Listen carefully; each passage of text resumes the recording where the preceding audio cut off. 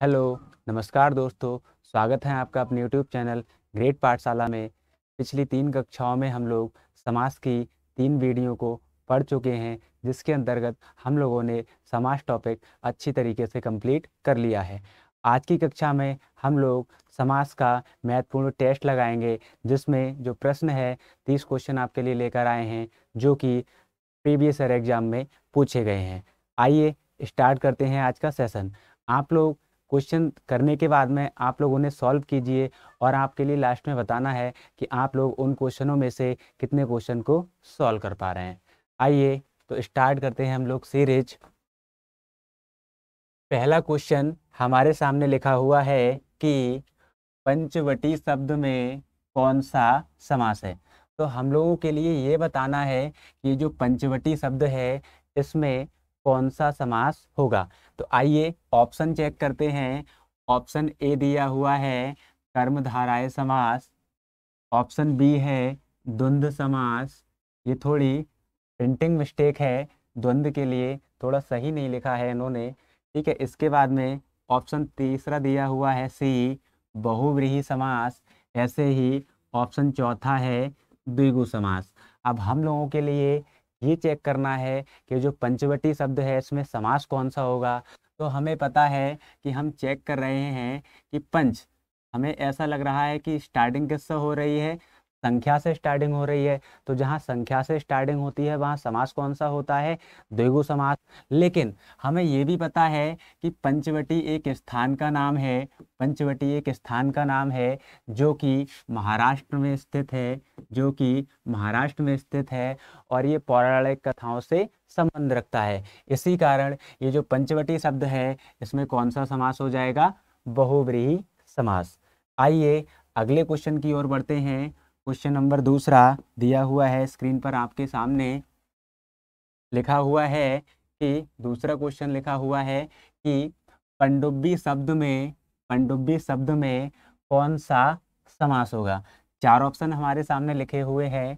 पहला ऑप्शन है तत्पुरुष समास, दूसरा ऑप्शन है द्वंद्व समास, तीसरा ऑप्शन दे रखा है बहुव्रीहि समास और चौथा जो ऑप्शन है वो हमारे लिए दे रखा है द्विगु समास। आइए इसके लिए हम कैसे करके सॉल्व करेंगे। तो लिखा हुआ है पनडुब्बी। अब पनडुब्बी का अर्थ क्या होता है, पनडुब्बी का अर्थ होता है पानी में डूबकर चलने वाली गाड़ी, चलने वाली गाड़ी। ये जो पनडुब्बी शब्द है इसका जब हम क्या कर रहे हैं, समास विग्रह कर रहे हैं, तो समास विग्रह से हमें ये पता लग रहा है कि जो पनडुब्बी है इसका अर्थ निकल के आ रहा है पानी में डूबकर चलने वाली गाड़ी। तो हम ये चेक कर सकते हैं यहाँ से कि जब हमने ये जो समास विग्रह है इस समास विग्रह से क्या बनाया है, समस्त पद बनाया है। तो हम लोग क्या कर रहे हैं, इसमें ये जो मे वाली विभक्ति है इसके अलावा भी क्या है, हम साथ में डूबकर चलने वाली इन शब्दों का हम क्या कर रहे हैं, लोप कर रहे हैं। तो जहां अगर कभी भी आपके लिए दिख जाए कारक चिन्हों का लोप हो जाए समस्त पद बनाते समय, तो हम लोग समझ जाएंगे कि वो उदाहरण किसका होगा, कारक चिन्ह में किस में आते हैं, तत्पुरुष समास में। तो ये जो उदाहरण है वो हमारा किसका हो जाएगा, तत्पुरुष समास का। और जब विभक्तियों में एक से ज्यादा पदों का लोप होता है तो उस समय जो समास होता है वो हमारा कहलाता है लुप्त पद तत्पुरुष समास। हालांकि ये तत्पुरुष के अंदर का भेद है, लेकिन हमारे लिए ऑप्शन में दिखा हुआ है तत्पुरुष, तो हम लोग आसानी से लगा देंगे। आइए अगले तीसरे क्वेश्चन की ओर बढ़ते हैं। तीसरा क्वेश्चन हमारे सामने स्क्रीन पे लिखा हुआ है कि पर्णकुटी शब्द में कौन सा समास होगा, पर्णकुटी शब्द में कौन सा समास होगा।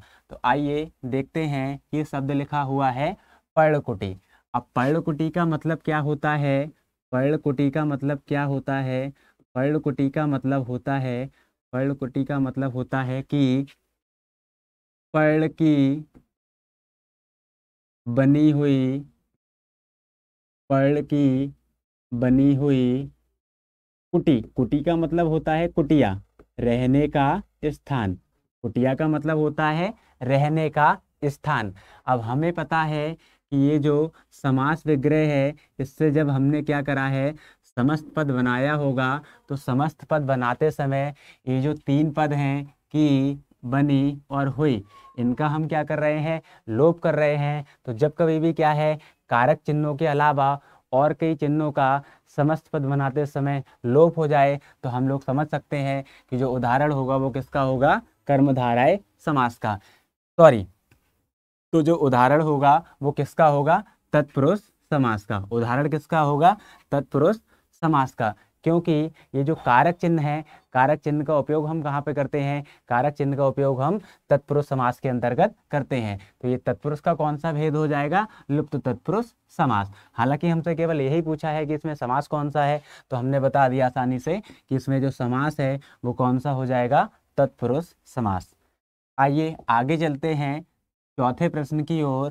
चौथा क्वेश्चन हमें दिया हुआ है, इसमें हमसे कह रहा है कि मृत्युंजय शब्द में कौन सा समास होगा, मृत्युंजय शब्द में कौन सा समास होगा।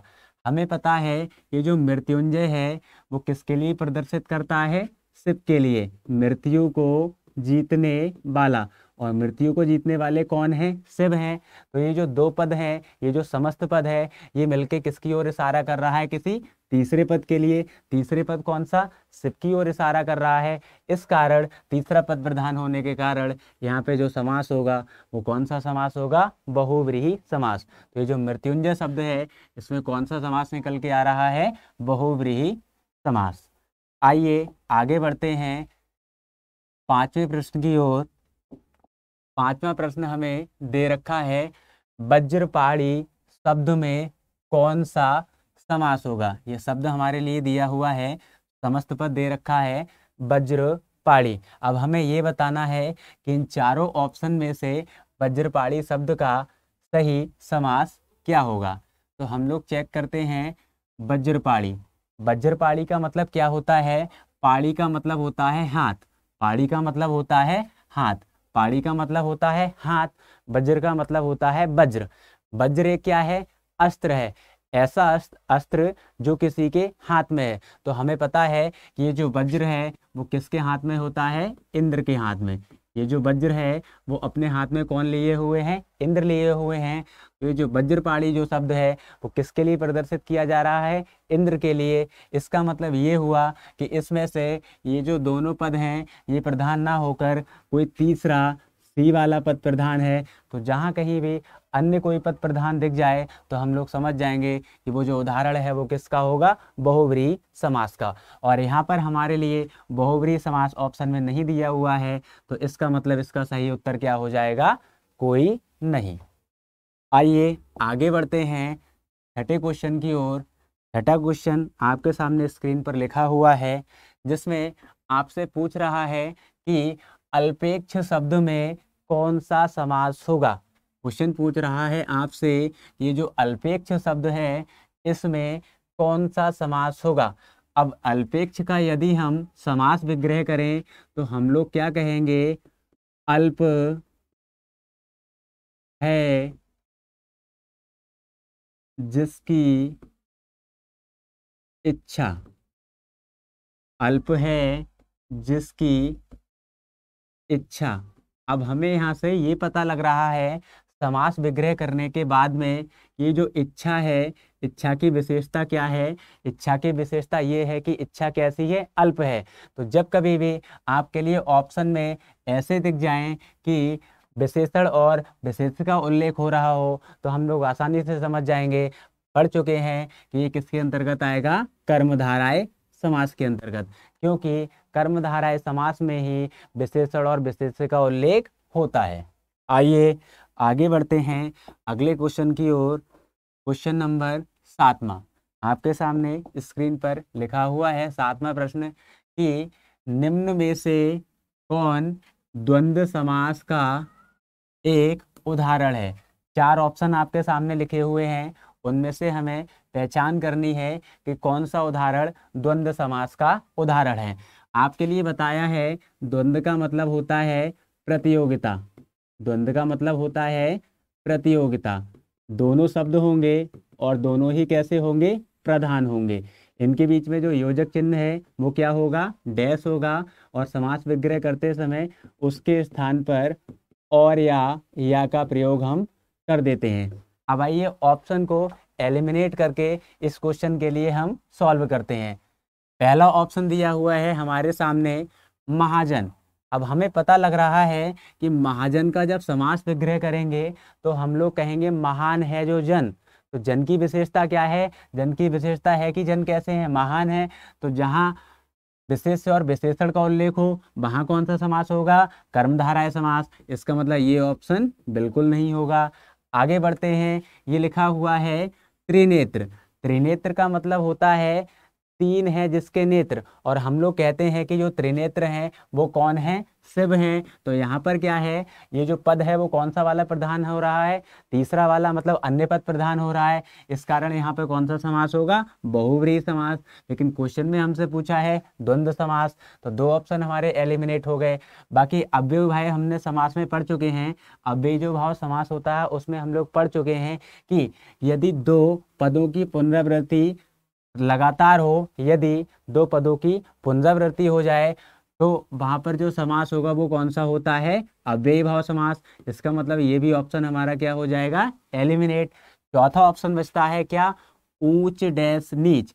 इसका मतलब क्या हो जाएगा, ऊंचा और नीचा, ऊंचा और नीचा। तो ऊंचा का अपोजिट क्या हो जाएगा, नीचा। इसका मतलब हमारा ऑप्शन क्या हो जाएगा, बिल्कुल एकदम सही। तो द्वंद्व समास का इनमें से उदाहरण कौन सा है, ऊंच डैश नीच।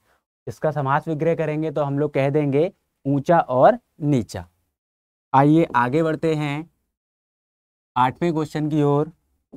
8वें नंबर का प्रश्न आपके सामने स्क्रीन पर लिखा हुआ है, पंकज शब्द में कौन सा समास होगा। तो ये जो समस्त पद दे रखा है पंकज, इसका मतलब होता है कीचड़ में, कीचड़ में जन्म लेने वाला, कीचड़ में जन्म लेने वाला। अब कीचड़ में कौन जन्म लेता है, तो कीचड़ में जन्म लेता है कमल। कीचड़ में जन्म कौन लेता है, कमल। इसका मतलब हुआ कि जो कीचड़ समस्त पद है वो किसके लिए प्रदर्शित कर रहा है, कमल के लिए। इसका मतलब ये दोनों जो पद हैं ए और बी, ये किसी तीसरे पद की ओर, और तीसरा पद क्या है, कमल, तीसरे वाले पद की ओर क्या कर रहे हैं, इशारा कर रहे हैं। तो जब कभी भी दो पद मिलकर किसी तीसरे पद की ओर इशारा करते हैं तो उस समय जो समास होता है वो कौन सा होता है, बहुव्रीहि समास। ये वाला प्रश्न यूपी टेट के एग्जाम में 2022 में पूछा गया है। आइए आगे बढ़ते हैं 9वें क्वेश्चन की ओर। क्वेश्चन लिखा हुआ है हमारे सामने स्क्रीन पर कि कमल नयन शब्द में कौन सा समास होगा। क्वेश्चन हमारे सामने लिखा हुआ है कि कमल नयन शब्द में कौन सा समास होगा। अब हमें पता लग रहा है कि कमल है और क्या है, नयन है। पहला पद क्या है, कमल है, दूसरा पद क्या है, नयन है। अब अगर हम यहाँ से चेक करें तो कहने का मतलब ये होगा कि ये जो नयन है, नेत्र है, वो किसके समान बताए जा रहे हैं, कमल के समान। कमल नयन का मतलब क्या है कि जो नयन है वो किसके समान है, कमल के समान है। तो जब कभी भी क्या है, समानता प्रकट की जाती है या विशेषता बतलाई जाती है, उस समय जो समास होता है वो कौन सा होता है, कर्मधारय समास। तो यहाँ इसका जो सही उत्तर है क्वेश्चन नंबर 9 का, वो हो जाएगा कर्मधारय समास। आइए आगे बढ़ते हैं 10वें प्रश्न की ओर। क्वेश्चन लिखा हुआ है हमारे सामने कि कविराज शब्द में कौन सा समास होगा। तो कविराज शब्द का सबसे पहले हम लोग करते हैं विग्रह। क्या करते हैं, विग्रह। कविराज का मतलब क्या हो जाएगा, कवि प्लस राज, कवि प्लस राज, अर्थात कवियों में राजा, कवियों में राजा। कवियों में राजा का मतलब क्या होगा, श्रेष्ठ। कवियों में राजा का मतलब क्या हो जाएगा, श्रेष्ठ। ऐसा व्यक्ति जो कवियों में क्या है, श्रेष्ठ है। तो हम लोग जब समास विग्रह कर रहे हैं कविराज का, तो इसमें जो कारक चिन्ह आ रहा है वो कौन सा आ रहा है, में। और हमें पता है कि अगर किसी समस्त पद का हम विग्रह कर रहे हैं और विग्रह करने के बाद कारक चिन्हों का प्रयोग होता है तो हम लोग समझ जाएंगे आसानी से कि जो समास होगा वो कौन सा होगा, तत्पुरुष समास। तत्पुरुष के अंतर्गत इसका भेद कौन सा हो जाएगा, अधिकरण तत्पुरुष समास। क्योंकि अधिकरण तत्पुरुष समास में समास विग्रह करते समय कौन सा प्रसर्ग उपयोग में लाते हैं हम, में वाला। आइए आगे बढ़ते हैं क्वेश्चन नंबर 11 की ओर। आपके सामने क्वेश्चन नंबर 11 स्क्रीन पर लिखा हुआ है कि सहस्राक्ष शब्द में कौन सा समास होगा। 4 ऑप्शन आपके सामने लिखे हुए हैं, आपके लिए बताना है कि इसका सही उत्तर क्या होगा। तो वही क्वेश्चन करने के लिए सबसे पहले हम देखते हैं हमारे सामने क्वेश्चन क्या है। तो क्वेश्चन लिखा हुआ है सहस्राक्ष। अब समास जब हम लोग बताते हैं तो सबसे पहले हमें ये पता होना चाहिए कि समास के लिए हम पहचानेंगे कैसे। तो पहचानने के लिए हम क्या करते हैं, जो समस्त पद दे रखा होता है उसका हम निकालते हैं मतलब। ये जो सहस्राक्ष है इसका मतलब क्या होगा, तो सहस्राक्ष का मतलब होता है कि जिसकी 1000 आंखें हों, जिसकी 1000 आंखें हों, जिसकी 1000 आंखें हों, जिसकी 1000 आंखें हों। अब ऐसा कोई व्यक्ति है ही नहीं जिसकी 1000 आंखें हो जाएं। ठीक है, इसका कहने का मतलब ये है, क्वेश्चन में ये जो कहना चाह रहा है इसका मतलब ये है कि ऐसा कोई व्यक्ति जिसकी 1000 आंखें हों। लेकिन हमें पता है वास्तव में 1000 आंखें किसी की नहीं होती हैं।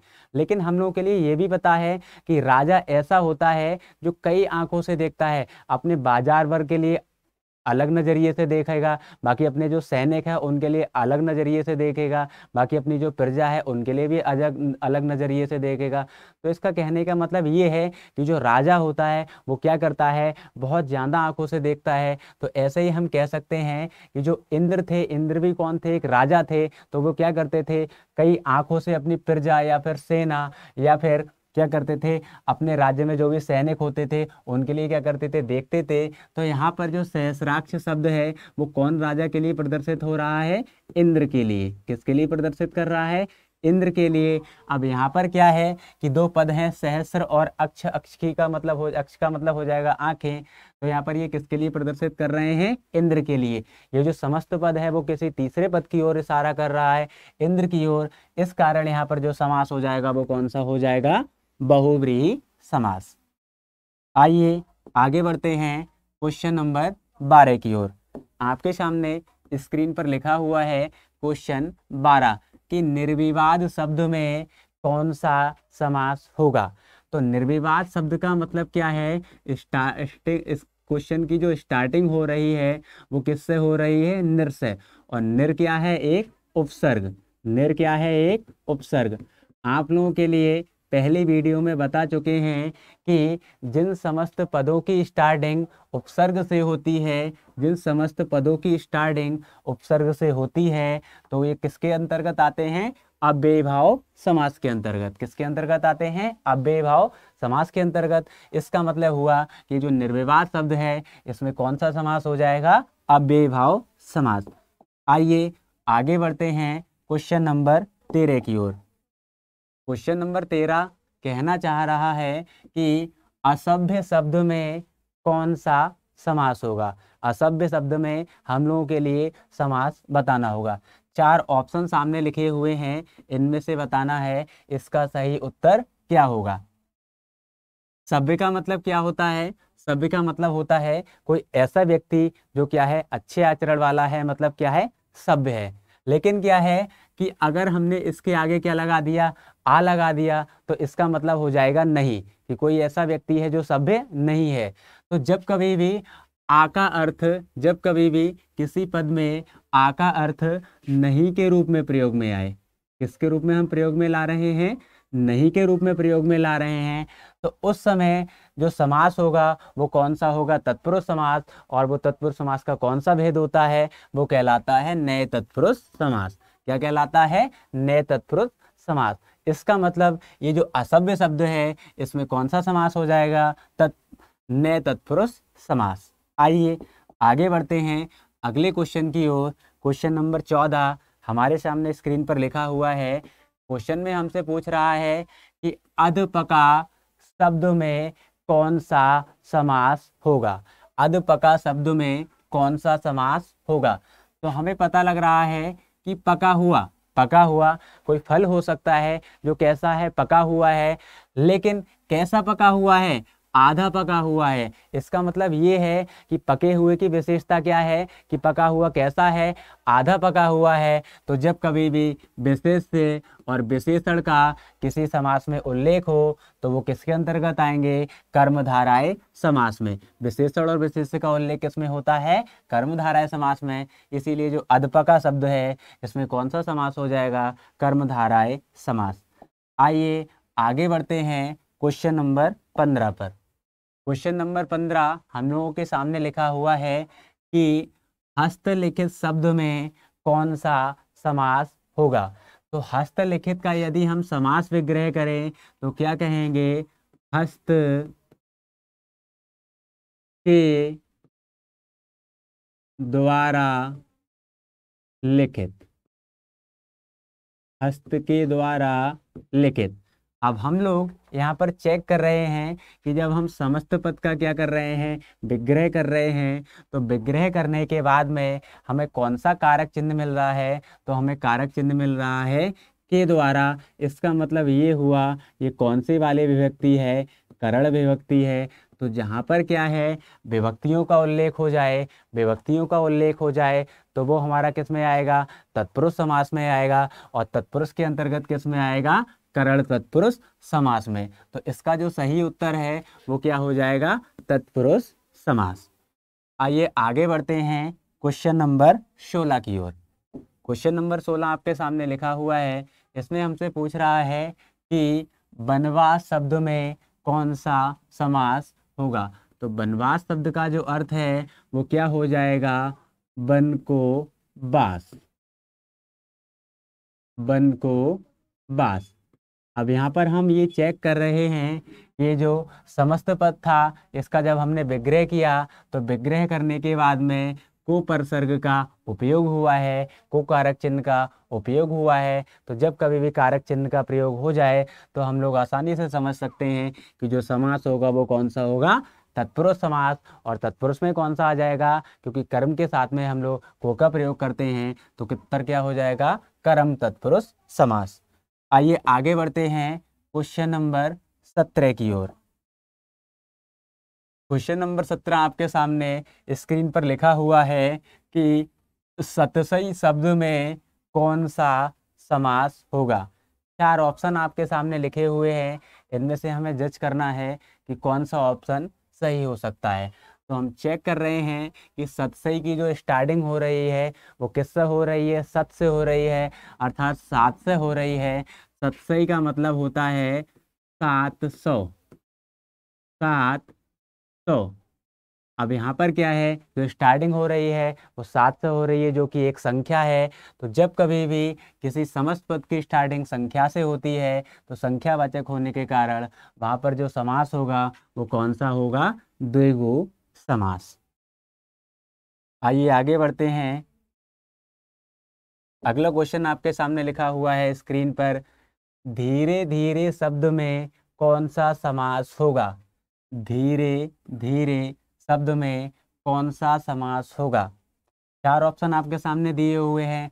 आपके लिए देखने से ही पता लग रहा है कि 2 शब्द हैं और दोनों कैसे हैं, एक जैसे हैं। तो जब कभी भी शब्दों की क्या हो जाए, पुनरावृत्ति हो जाए, तो आप लोग आंखें मीच के लगा देना कि जो उत्तर है वो क्या हो जाएगा, अव्ययी भाव समास।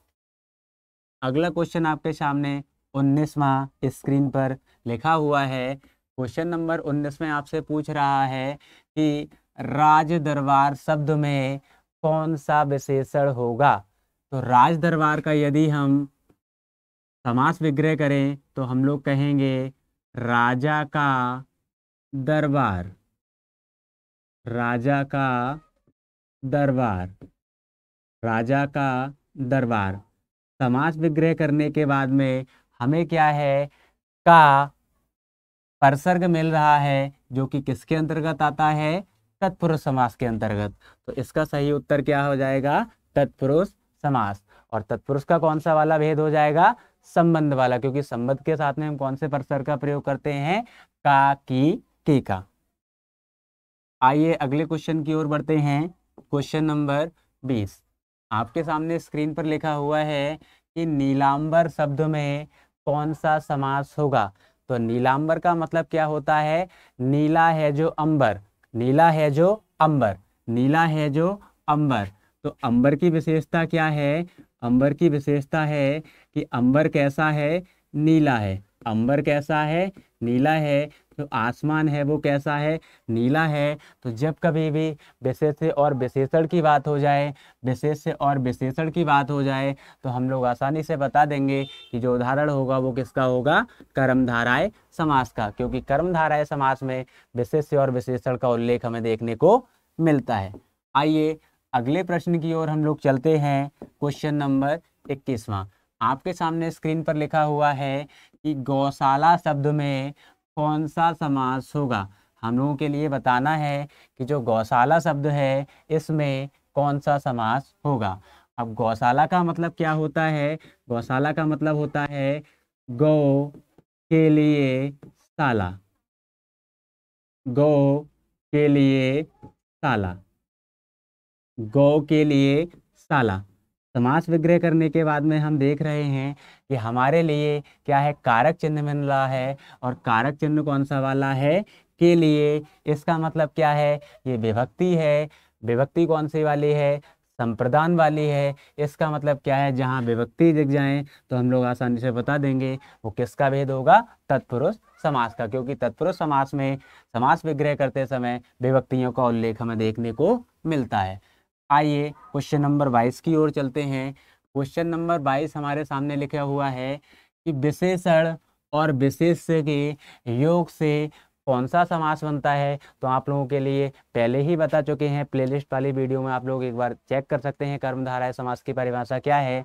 उस समय आपके लिए बताया है कि जिस समास में एक पद विशेष्य और एक पद विशेषण हो या फिर दोनों ही शब्द विशेषण हो, तो जो समास होगा वो कौन सा होता है? कर्मधारय समास। आइए आगे बढ़ते हैं क्वेश्चन नंबर 23 की ओर। क्वेश्चन नंबर 23 हमारे सामने स्क्रीन पर लिखा हुआ है 12 शब्द में कौन सा समास होगा? तो 12 का मतलब क्या होता है? एक जानवर होता है, साधारणतः हम कह सकते हैं हिरण। इसका मतलब है कि जो 12 है एक जानवर के लिए प्रदर्शित कर रहा है। एक जानवर को प्रदर्शित करने के कारण यहाँ पर जो समास होगा वो क्या हो जाएगा? बहुव्रीहि समास।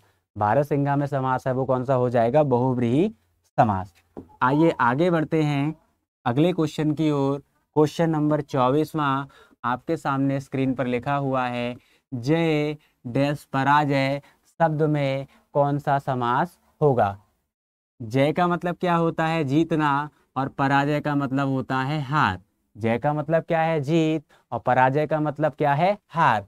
तो जय और पराजय एक दूसरे के क्या हैं? उल्टे हैं। साथ में क्या लगा हुआ है? योजक चिन्ह। तो जब कभी भी एक दूसरे के अपोजिट शब्द दिखाई दे जाएं आपके लिए और साथ में क्या हो? योजक चिन्ह लगा हुआ दिख जाए, तो आप लोग समझ जाना कि जो समास है वो कौन सा हो जाएगा? द्वंद्व समास। द्वंद्व समास में दोनों ही पद हमारे क्या होते हैं? प्रधान। क्वेश्चन नंबर 25 आपके सामने स्क्रीन पर लिखा हुआ है कि चक्रपाणी, चक्रपाणी, चक्रपाणी शब्द में कौन सा समास होगा? अब ये जो चक्रपाणी है, चक्रपाणी का मतलब होता है चक्र है जिसके हाथ में। तो हमें पता है कि जो चक्र है वो किसके हाथ में होता है? विष्णु के हाथ में। चक्र किसके हाथ में होता है? विष्णु के हाथ में होता है। अर्थात ये जो चक्रपाणी है इन दोनों पदों के लिए, ठीक है, अगर हम बात करें तो ये दोनों पद प्रधान ना होकर कोई तीसरा वाला सी पद क्या है? प्रधान अवस्था में है। इस कारण यहाँ पर जो समास हो जाएगा वो कौन सा हो जाएगा? बहुव्रीहि समास। आइए अगले क्वेश्चन की ओर बढ़ते हैं। क्वेश्चन नंबर 26वां हमारे सामने स्क्रीन पर लिखा हुआ है कि समास शब्द का विलोम क्या होता है? समास का विलोम शब्द क्या होता है? तो हम लोगों के लिए पता है कि जो समास होता है इसका विलोम क्या होता है, व्यास होता है। जबकि संधि का विग्रह क्या हो, संधि का विलोम शब्द क्या होता है, विग्रह होता है। ऐसे दीर्घ का क्या होता है विलोम शब्द, लघु होता है। और गौरव का विलोम शब्द क्या होता है, लाघव। जबकि समास का क्या हो जाएगा, व्यास। आइए आगे बढ़ते हैं क्वेश्चन नंबर 27 की ओर। क्वेश्चन नंबर 27 हमारे सामने स्क्रीन पर लिखा हुआ है, जिसमें पूछ रहा है कि देश प्रेम शब्द में कौन सा समास होगा। तो देश प्रेम शब्द का हम लोग क्या कर रहे हैं, समास विग्रह कर रहे हैं। तो समास विग्रह करने के बाद में हम लोग कहेंगे देश से प्रेम, देश से प्रेम। अभी जो प्रेम है वो क्या है, देश के साथ में जुड़ा हुआ है। तो जब कभी भी से का अर्थ साथ में जुड़ने के रूप में आता है तो वो किसके अंतर्गत आता है, करण के अंतर्गत आता है। और ये जो विभक्तियां हैं वो किस में आती हैं, तत्पुरुष समास में। इसका मतलब सही उत्तर क्या हो जाएगा, करण तत्पुरुष समास। आइए आगे बढ़ते हैं क्वेश्चन नंबर 28। आपके सामने स्क्रीन पर लिखा हुआ है क्वेश्चन नंबर 28, प्रतिदिन शब्द में कौन सा उपसर्ग होगा। तो स्टार्टिंग क्या है इसकी, प्रति से हो रही है, और प्रति एक क्या है, उपसर्ग है। प्रति क्या है, उपसर्ग है। प्रति क्या है, उपसर्ग है। और हम लोगों के लिए पता है कि यदि किसी समास में एक पद उपसर्ग हो, एक पद क्या हो, उपसर्ग हो, तो जो समास होता है वो कौन सा समास कहलाता है, अव्ययीभाव समास। आइए आगे चलते हैं क्वेश्चन नंबर 29 पर। क्वेश्चन नंबर 29 आपके सामने स्क्रीन पर लिखा हुआ है कि रामचरित, रामचरित शब्द में कौन सा समास होगा। तो रामचरित जो शब्द है इसका मतलब होता है राम का चरित्र, राम का चरित्र। अब यहाँ पर क्या है, कौन सा कारक चिन्ह प्रयोग हुआ है, का कारक चिन्ह प्रयोग हुआ है। इसका मतलब ये है कि ये जो विभक्ति है वो कौन सी वाली है, संबंध वाली। ये जो विभक्ति है वो कौन सी है, संबंध वाली है। और जहाँ विभक्तियों का उल्लेख हो जाए तो हम लोग समझ जाएंगे कि जो समास है वो कौन सा हो जाएगा, तत्पुरुष समास। तो इसका जो सही उत्तर है वो क्या हो जाएगा, संबंध तत्पुरुष समास। आइए आज का अंतिम प्रश्न देखते हैं। क्वेश्चन लिखा हुआ है हमारे सामने नंबर 30वें नंबर का कि आशातीत शब्द में, आशातीत शब्द में कौन सा समास होगा। तो आशातीत अगर हम शब्द की बात करें तो इसका मतलब क्या हो जाएगा, आशा से तीत। तीत का मतलब होता है परे, परे का मतलब होता है अलग होना, परे का मतलब होता है अलग होना। इसका मतलब ये है कि कोई व्यक्ति ऐसा है जिसमें आशा नहीं रही है। इसका मतलब यहाँ पर जो से है वो किसके लिए प्रदर्शित कर रहा है, अलगाव के लिए प्रदर्शित कर रहा है, बिछड़ने के लिए प्रदर्शित कर रहा है। तो जब से का अर्थ किसके रूप में आ जाए, अलगाव के रूप में आ जाए, तो जो समास होता है वो कौन सा होता है, अपादान तत्पुरुष समास। तो इनमें से क्या है, अपादान का ऑप्शन नहीं दे रखा है। इसका मतलब इसका सही उत्तर क्या हो जाएगा, नन ऑफ दीज, इनमें से कोई नहीं। अब आप लोग कमेंट बॉक्स में ये बताएंगे कि आप लोगों के लिए ये कक्षा कैसी लगी। ये जितने भी प्रश्न हैं वो प्रीवियस ईयर एग्जाम में किसी न किसी एग्जाम में पूछे गए हैं। आप लोग कमेंट बॉक्स के माध्यम से ये बता सकते हैं कि आपने इन 30 प्रश्नों में से कितने प्रश्नों को सही किया है। धन्यवाद।